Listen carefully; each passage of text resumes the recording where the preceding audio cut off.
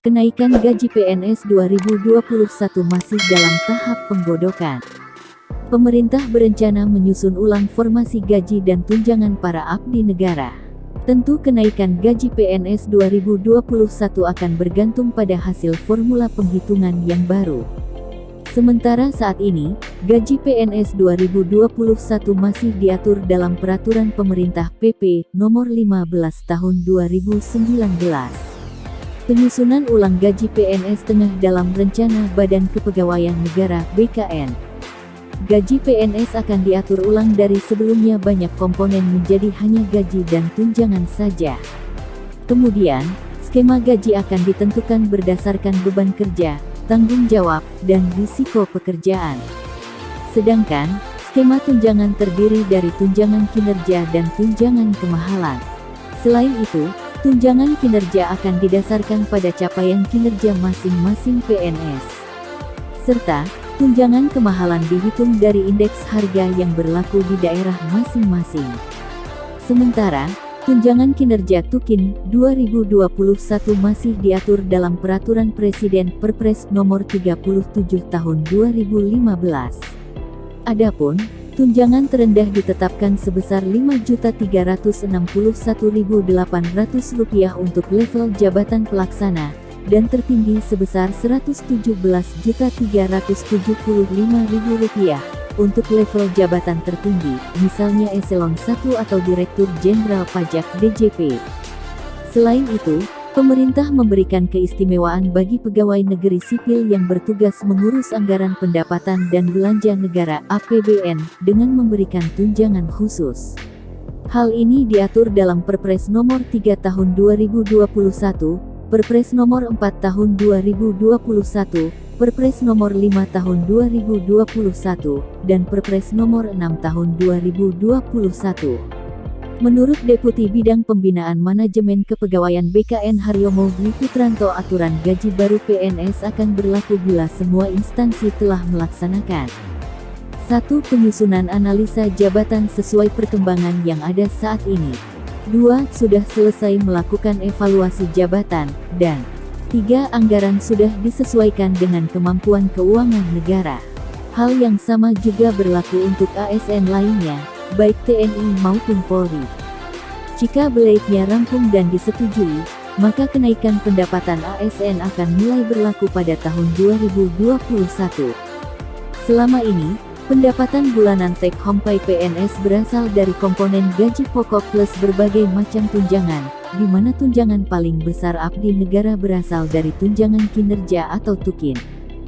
Menteri Pendayagunaan Aparatur Negara dan Reformasi Birokrasi, Menpan RB Cahyokumolo mengatakan, dengan skema kenaikan tunjangan, pegawai ASN golongan paling rendah bisa mendapatkan gaji take home pay minimal antara Rp9 juta hingga Rp10 juta per bulan. Insya Allah harusnya tahun ini karena ada pandemi COVID-19, tunjangan ASN juga kita tingkatkan maksimal.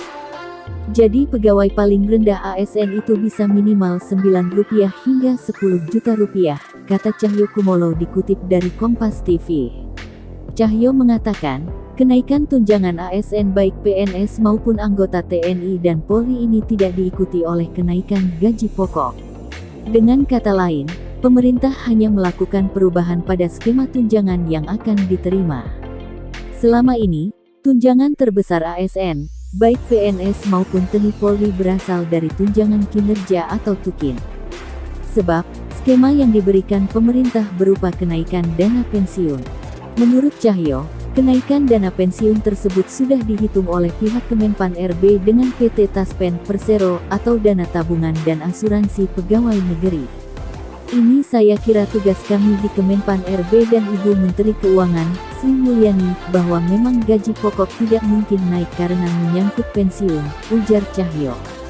Tapi kami dengan mitra kami, Taspen, sudah menghitung dengan baik, ada subsidi pensiun yang akan ditingkatkan, kata Cahyo lagi.